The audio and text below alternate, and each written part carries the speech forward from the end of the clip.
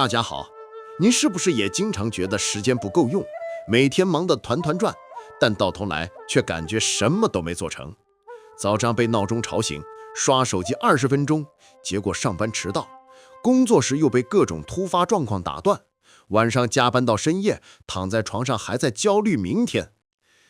其实我们不是时间不够用，而是没有搞懂一个关键。时间管理的本质从来不是控制时间流逝，而是管理自己的行为。今天我就来跟大家分享15个非常实用的时间管理技巧，帮你把24小时用出48小时的价值，告别瞎忙。在学习技巧前，我们先来戳破3个常见的时间误区。误区1，以为多做事等于高效。你是不是也喜欢一边写报告一边回微信，或者边吃饭边开电话会，觉得这是在多任务处理？但研究发现，这样不仅效率低，错误率还高，反而花了更多时间返工。大脑其实不擅长同时处理多件事，它只是在快速切换，每次切换都需要重新聚焦，自然就慢了。误区2，把紧急当重要。同事临时让你帮忙打印文件，这很紧急，但真的重要吗？你放下手头重要的方案去帮忙，结果方案拖到截止前才赶，质量大打折扣。分不清轻重缓急，你的时间就会被琐事占满。误区3，总等完美时机。想学英语，却等明天再开始；想写计划，却等有空再练。结果明天永远没到，而有空也永远没空。这种完美主义和拖延才是你时间管理的最大障碍。所以说，好的时间管理就像整理房间，不是把所有东西都塞进去，而是把重要的东西放在显眼处，没用的及时清理，让你的时间空间井井有条。接下来进入干货环节，这15个技巧每一步都能学，帮你实现真正的自我管理。技巧1，设定目标与奖励，给行动装个导航和燃料。很多人没效率是因为不知道要去哪。目标就是你的导航，奖励就是你的燃料。记住2个关键，目标要具体到能执行，符合 SMART 原则，比如每天背30个单词，而不是空泛的我要提升英语。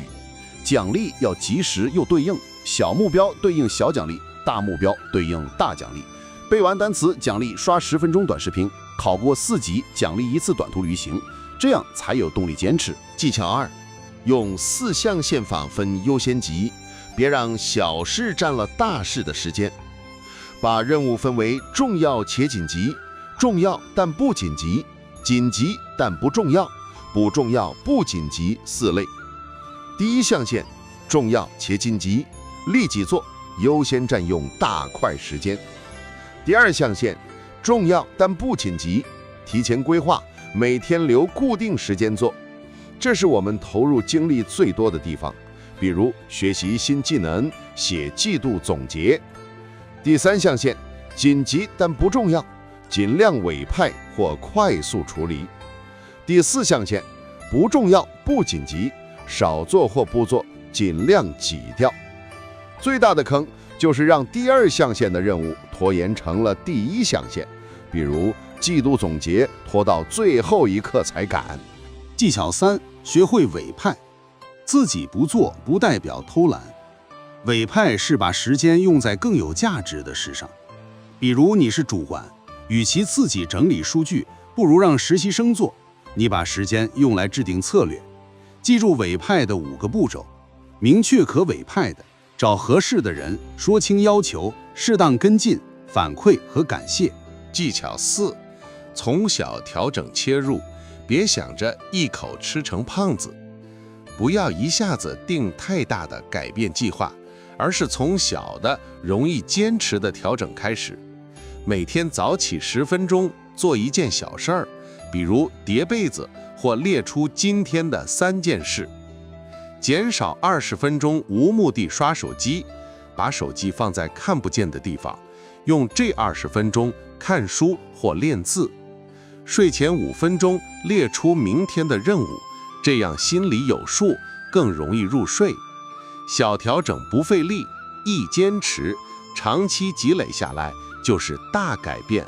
技巧5：设定明确截止日期，别让拖延毁了你的时间。没有截止日期，时间就会被无限拉长。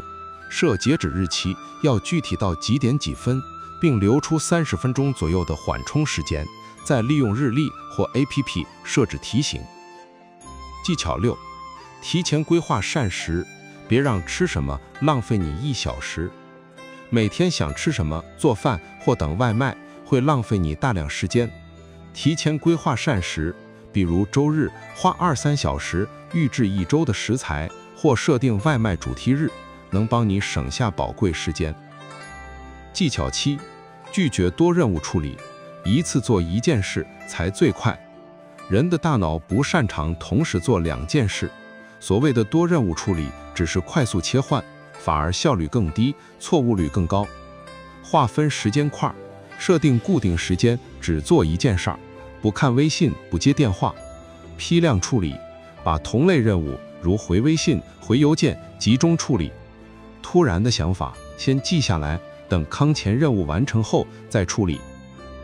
技巧8：让行动与目标对齐，别做无效努力。每天很努力却感觉没进步，那可能是你的行动和目标不一致。列出长期目标清单和每日行动清单，对比找出与目标无关的无效时间并调整。多和能帮你靠近目标的人相处，少和拖你后腿的人闲聊。技巧9：排除干扰，给专注搭个结节。手机干扰，工作时把手机放在看不见的地方，设免打扰模式，或用 Forest 等专注 APP。环境干扰，戴闹钟耳机，找安静的工作区。突然的想法，准备临时笔记本，随手记录，等当前任务完成后再处理。技巧10：提前规划1天或1周，别让临时慌乱毁了节奏。每周日晚做周规划，回顾上周，列出下周重要任务，分配时间，准备物资。每晚做日规划，列出明天最重要的3件事，定时间点检查准备。如果计划被打乱，利用规划中预留的弹性时间进行调整，不要慌乱。技巧11：休息并在睡前放松，别把自己榨干。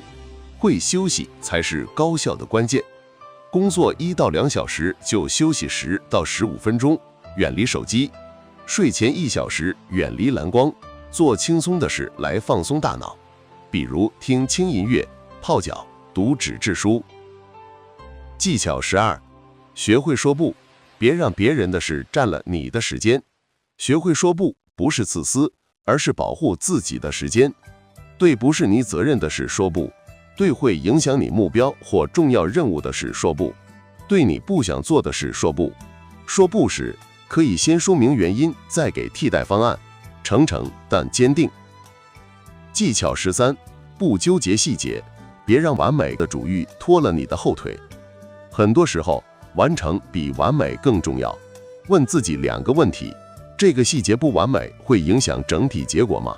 花的时间值得吗？